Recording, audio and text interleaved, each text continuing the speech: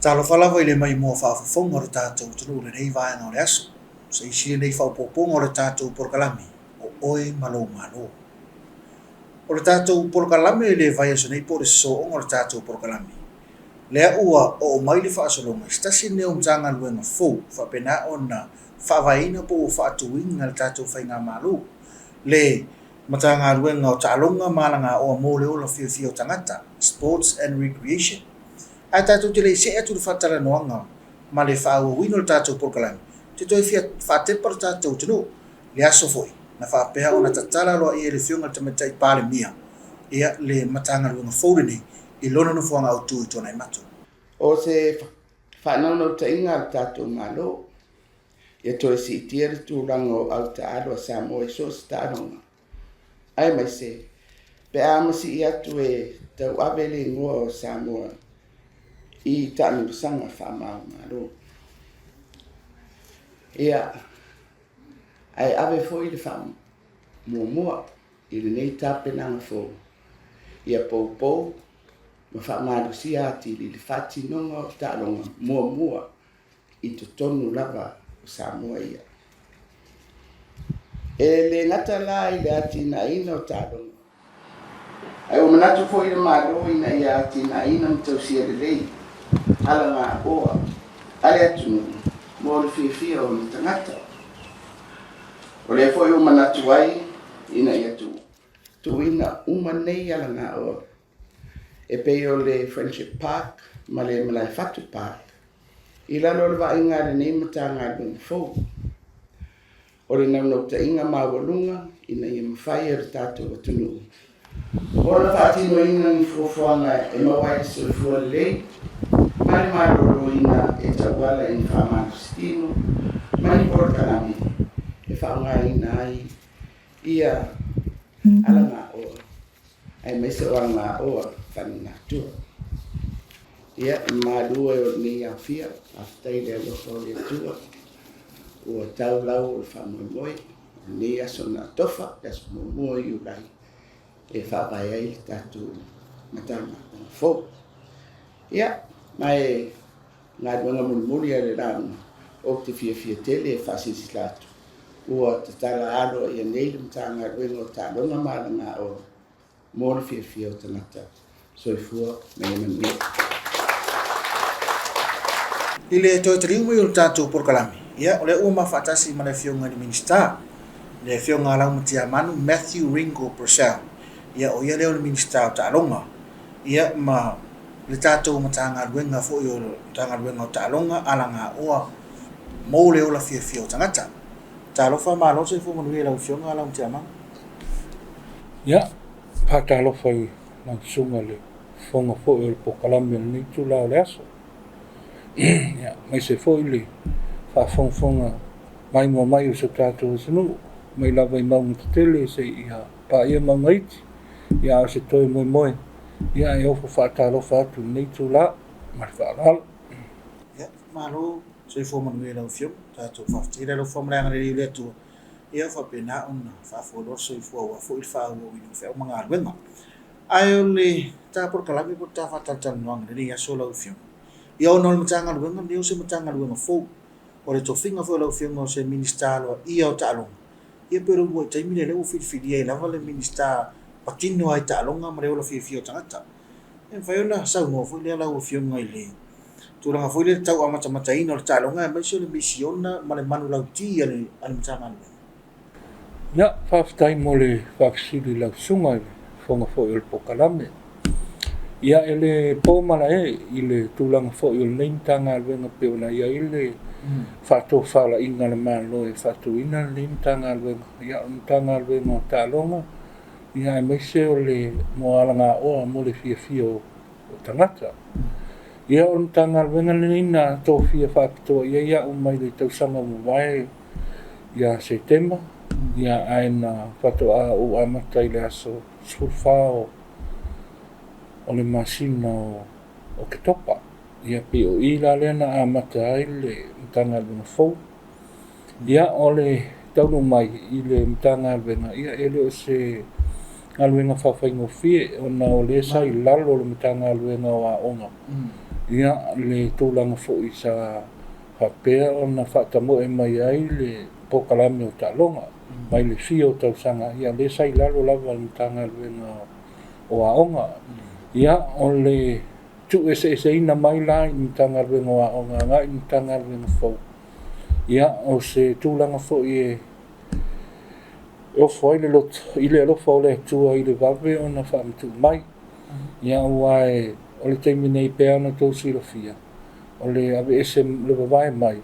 ia ele isi si I o le tanga le fo nei ia o le langa sa wai lava sa ma to nga lu le tong fainga e tu ese ia ele ngata ia ila to le sai I pokalame le wa ona ia pol sports le I o tanga le wa ona ia o I lato fo I lo ngā lulua I le mtanga wenga le o le pisasi ia po le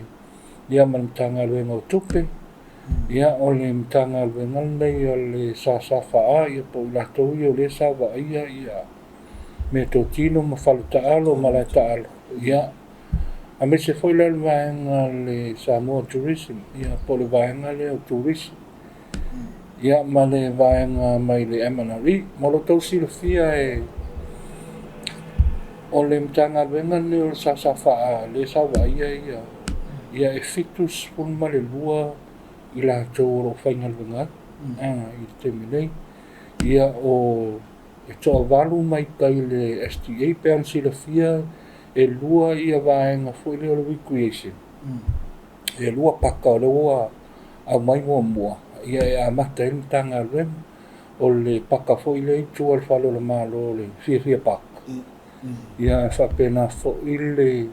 paka le tai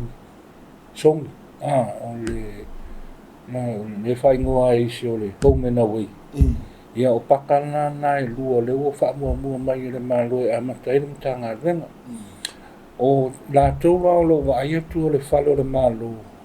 le fia pak ia e to valu lo whainga ruenga a fia I la tō lo whamaina ia ma I la tō lo leo le puipuia po securities e to valu la le au whainga ruenga mai na ia ma le se fulu lua mai tai lo fisawa onga le sa ngā lulua I lalo le vaenga leo ta alonga ia o le tu whata singa le nā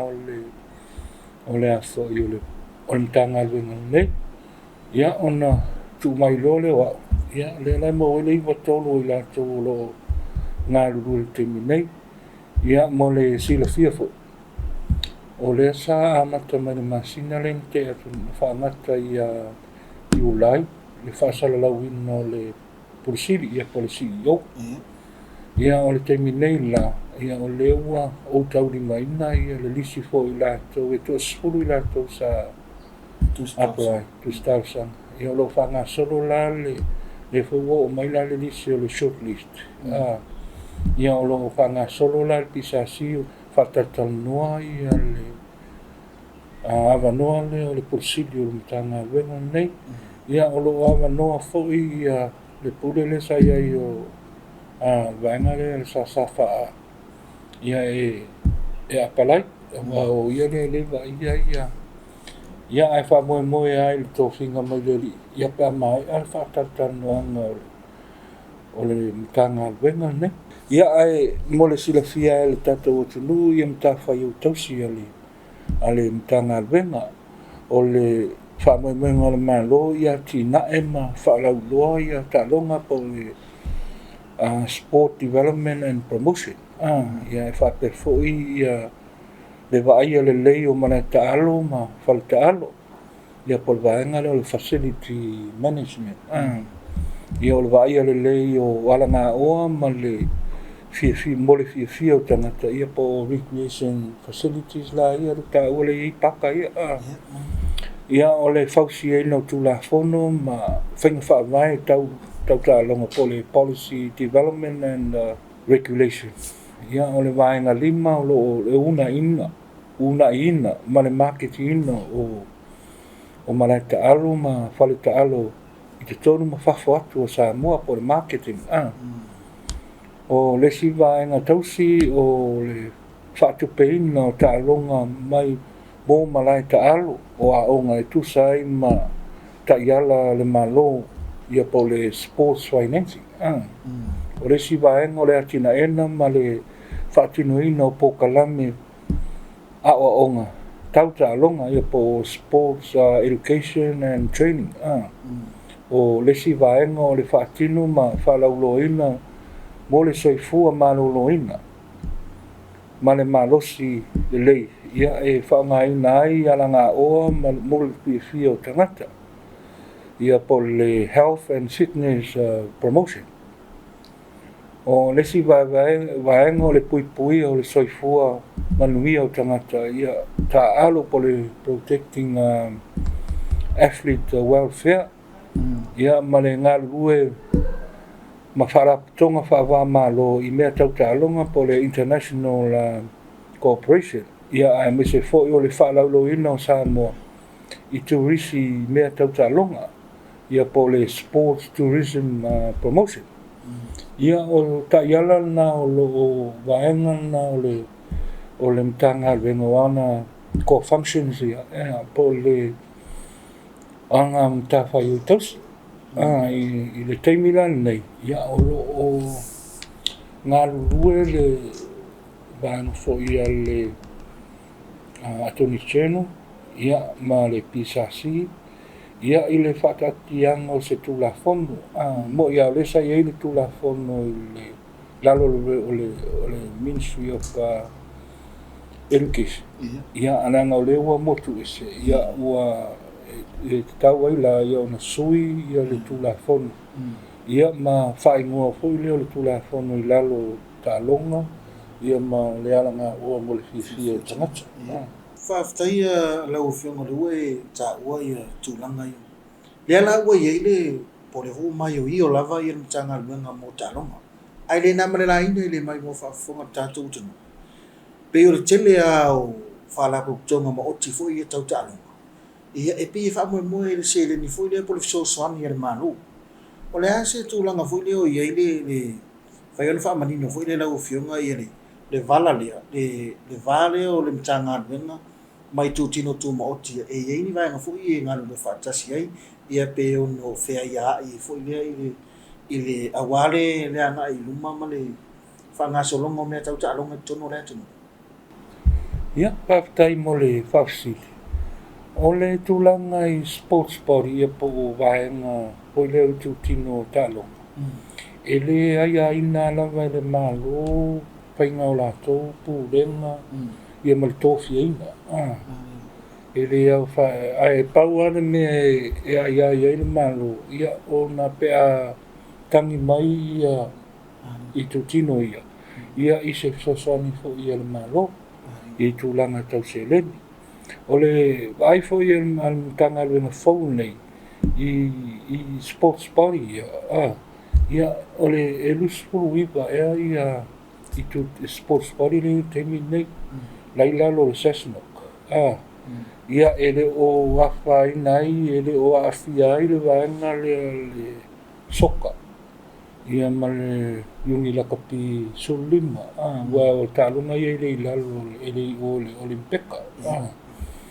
e ma oti ala tōng tawhai oi o le pule ina ma le whaso ingo la kou ia ma la kou se ngā kupe ma e ati na e talunga ai e whatoa apa tu lava le malo ia pe a tangi mai i se leni fo i manamia e sasaniatu ia e iai fo i tai ala o mea nei e le whapena tangi mai a watu le ai e iai fo i awala e wia wae o le whatoa a matanitanga lue ia o tu atu isi tausanga ia sa iai le sa iai fo i ala tau mana onga i o le sa tali atu ia i le nemtanga lue au ilalo le ofisawa onga a mana ola i se selen ia e tusi talo sanga mai ia e iai ia le komiti wa umana pasi al kapeneta Yo lātou nā e iloina talasaga o le sui atu i nei ia po le CEO o le matanga luenga phone nei ia o le sui ma le vaenga le itai le sifa ia o le matanga luenga o tupe ia o le Cessnock e to lima e le vaenga la le komiti ia lātou la ia iloa ia talasaga mai ia po pe fitau ia pe le fitau fo ia a o mea e mana mea ia pe la no tal no aton tanga luenga fo ia a le fatino nga yo nga luenga wale va sai la lo le ofisawa a fa pela tal sanga mai ai sala to fa ngai na se tu pe lua tau sanga pe tolu tau sanga tau wai ia e tau na mai li poti na e po fena fa ngai e le tupe ia ma mea masani fo ile o ta sanga ia me tupe a fo u ta ia la uma sanga ia e mana mia la vala le io e nga le komiti a tole ia ona fatu a mafaile ona fa amtu ia fa peala e fa ia wai tele ta sanga le fa pe a ta mai se la wa fe mana ia na watu le ai e fua ile a fo le ta ile io e nga le al komiti le ia tupe fa amtu wat ia mo talonga po ai la sports party e mana mia so soan mole sila fia ole painga malo uma ia ile na tau fa so ia sa pe ma oti mai tonu tala le tupe ia tupe e ave i le lakapi ole netpo ia e me resta longa i tolu ai. E ma oti mea lai tonu le tala le tupe. E tolu se lau lima sifuru afe. E ave anga i le lakapi ia Lapi Samoa. Ia pe se lau lima sifuru le ave le netpo. Ia e whapena fo i le tala longa au sisi. Se lau lima sifuru fo. Pe te iana ina wa taunu mai whainga malo mai whata sui nei le lua tolu ia ma le lua tolu i le lua wha ia le whaua walu e tausanga le lua whalu ali o le whata sui le ua mai le 2.5 milionga e o le whaupunga na e develop ai le atunu ia ta me tau ta alonga ia me develop ai malai ta alo ia le tulanga na le 2.5 ai le ko a mai se kupe foi le particular i le lakapi sa mo ko sa 2.5 le wa fia una ia sports park sa fai le mato fa la loa ia yun tong ia ile tulanga foi le fa so ina se len i nga ua a mai se len ni le tau sanga nei ia le la sa fai le workshop nga sa fai ai kai lo sa o ia sa vala ulia uma ya sports party akula ia sa tele la fo ia tulanga fo le o sinia ia pele ma fai o nga vai a ve ser kupe fusu suanga a ve ser kupe le ka polo ia ele ma fai o le vinga la kala fo le ave se nei ai uma causa mai le se akinga ia na mena ave fu ele pepe ale o e akinga ia kakukalo mai ko so le kilo le o active sports party ai e kakauna na ia se la ko kale na fu le au mai mtanga le ia e lo ai activities happen le tau sa awai o kero isi au kaalo poko isi mena malo se kope e ava ko pase se ro I fa se tournament po le ase me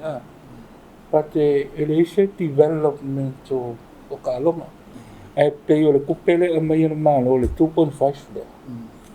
e a mai develop ai pe aki nga ia kaloma ia ma fare le mana kalo a pe o le manglautina le malo ia disi dunga kupe ia au mai ai ia foi ia alka alo ia sports party ia ka alo whaftai e lau whiunga le mai tau atu la pe a sa alo mai tau. O le lua tesi ma le 5 miliona le o le au mai lau whiunga e male mtana luenga. E whai al whaasoaina. Ai o lona winga e ta tau ai i tō tino ta alonga taitasi. Ona au mai ala tu kalena po fuafuanga fu i o le tausanga. E fuafua i tu whaasoa le whainga sereni. Sa o lei o lo whakakikia ia i ka iala. Teimi nei o lo ngā lue le.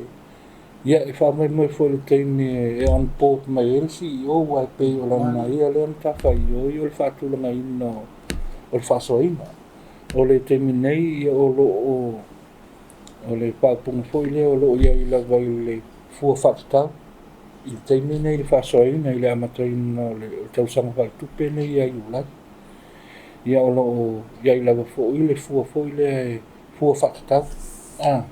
Ini talo sanga o mai. Ia a o tulafono, ia manita iala, ia ma tulafono fo i le whaatontonu regulation. E pei o ngai whaamoe moe ia i le lea fo ia o le tulafono ia i lunga i. Ia so o kuma regulation. Ia e fuaru e regulate ia mo le tulafono. Ia o le regulation. Ia kaunga i policy lalo mai e ia foi lima taita ina ile ia pei o le tulanga na ia ale telo mtawhaioi na CEO ia ma le ACEO o le policy pe o le lua le tau na merge fatasi ia e una ia la ia ta ia la ia ma tulanga fo ia o le me ele se na lu nga fai nei fai ta mo tonta ia ele fai mo fi e mātou te ai fo i tūlanga o lo i ai i tūla fono fo i ai tūtino i o le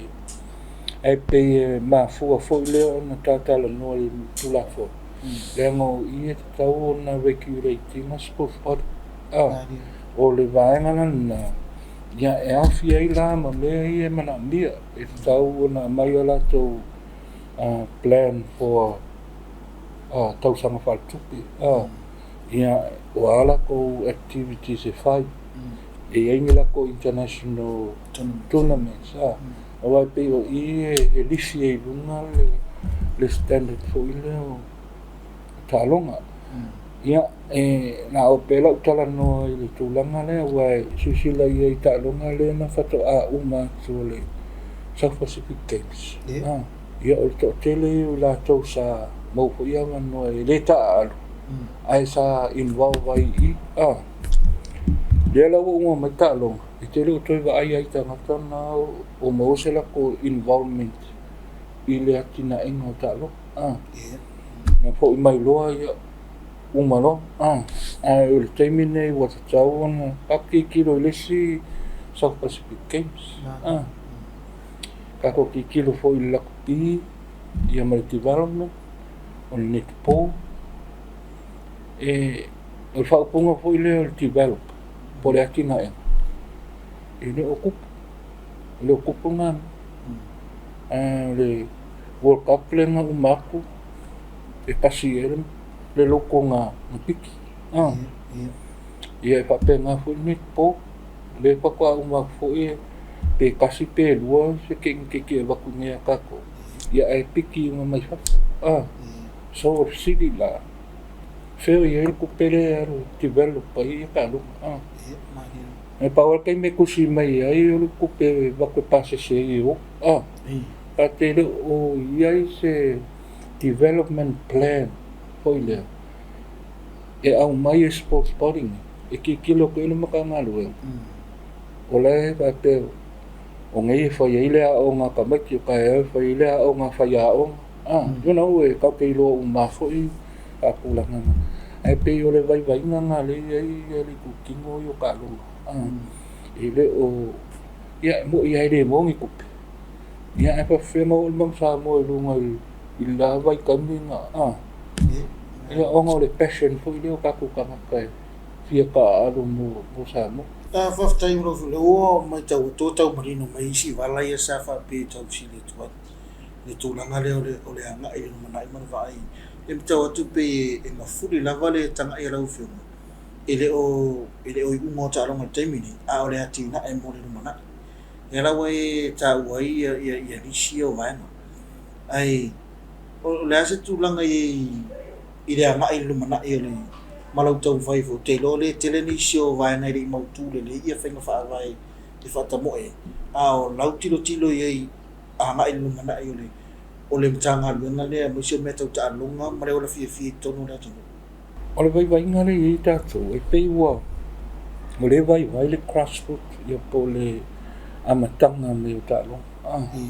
E le o marosi, a se sila fo e mo i o lai te tonu o le curriculum le ofisawa o. Pa te laua ki kilo, ia kailo e se kou, sau o e se sila. E le o marosi le unga inga o le tālonga ia po le physical education program le fulai tu ia wa timua fa mo fa ya ka ko malo lo le se pi ngai pato le kulanga ia e ka kawa una maka mai ko konga o vai le mene le physical education e mulia ai sosania ku le community ia pe o ia le route ka kawa maka mai e lo ka mai ki o le ka lo mai sana da part of him o le ola o ina ia kako i ro'o mafo ia e rea kama mai uma ia o kako kanaka ia whanau e ave ia e le atua tāle ni te tālonga so ai ki kilo la ia e uma no le ia e whasolo kui lunga isi le college level e uma no college level uma there's no other way e o ia i whanau o la lane fai e uma lone e kolisi lo ia ua ka alo li awal mu ia po fai kumano po kalap ia o la me ka kikilo i au kalapu ma awangu uma lo ka alonga na skonga ing uma ka alonga ing pese me foi le iso se ka longa ka kaulonga o me so ma ka alo ling ya ki kilo hoi ka ka fa malanga ia me o ing o le coach o le pulenga le au hoi le ka ki kilo fa ia e pi ma mau na le ki kilo ale ma fai langa tu le mai kalapu ma pulenga ri fai pule ia kulo wa foi le pa peu fa singolin ai la nga ma ma fai nga pu le le pu le nga au ia e ave se foi ma fo ko pulanga i le ngopia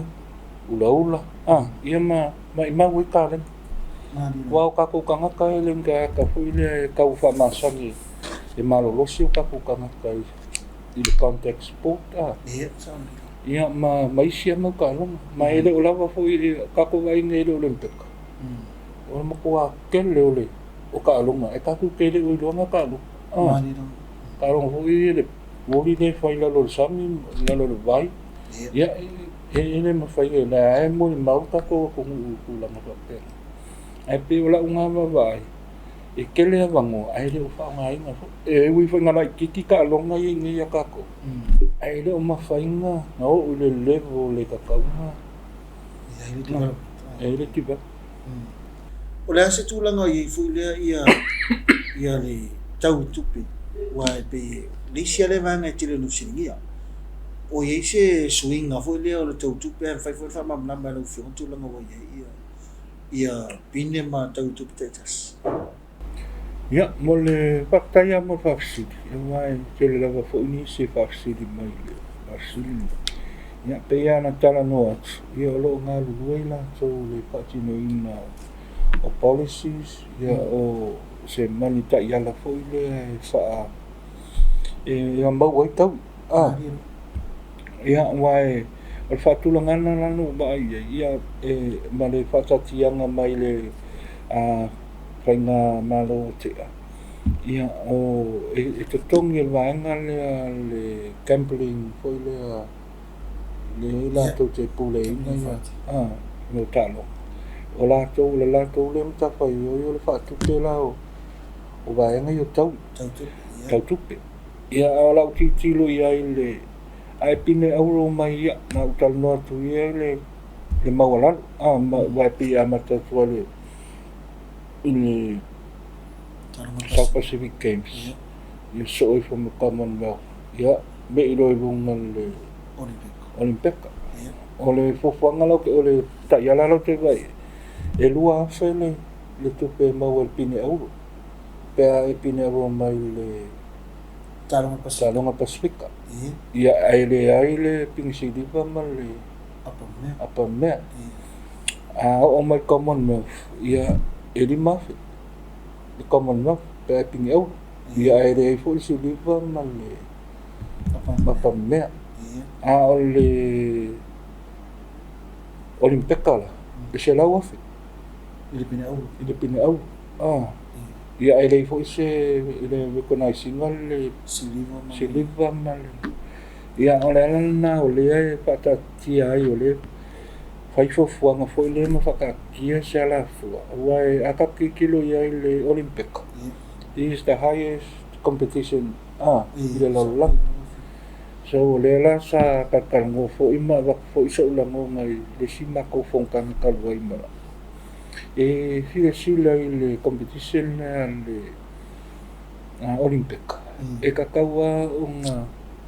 wose kupe kakale pingeu sili malapamme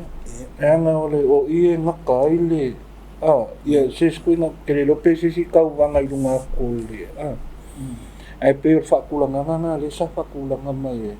ole lua 5 o se lawas malo faftai lo filma ia manatu bawin nei vasi van ngau isi me fia fa popo i lo filma i fa mai nata proclamines ni ai na le vaenga le pe ona ana fie po kala tu na no vai nus e paule ai lo mai fo ele presidente ole la capi ia le tulang fo ile ole le tua foi le mansa mole tu e alu fai mo tau sa le fa pe o ya no le fa pe wale su ia a le mo mi ai ole o talonga fa pe ia mai ta tu te masa ni tau sa uma e tu ai le nofia e Europa ta tu au tau sa uma e di fa pe fa ko ai lo ngasi pe kamai pe sulu ma singa wa mai le pokala no me tu ai ma le kale ke mingi ele o me se kan sanga ale uni la kapi e fuala ile tu ala sa mai la ko kan sanga ia perila ia ai kal sanga me ho le vaku ako 1.5 million nga mang oi vaku ia mai ia wo fai wi ule to sanga fal ia sa paso so kan ko mai mel kal sanga yo la foi ka ki kal sanga ale vain foi le mo so que infinema ave foi le si bimo sa la wa fe ka ko au talonga Pacific ia ele i faila o makaliel ko kalsa ia o nga fu ele kai me o kalsa ma fan ko pe ia yung ia ale fu i ka pe nga ia au ka alo mole o Olympic so ele i kalienga la ia eniet ele i umal kalsa ma fan ko pe lua kolu lua fa e o mo se lau afe nga ave ia i o ai le World Cup le no ai le World Cup le no kupu ia ke topa ai no ve man le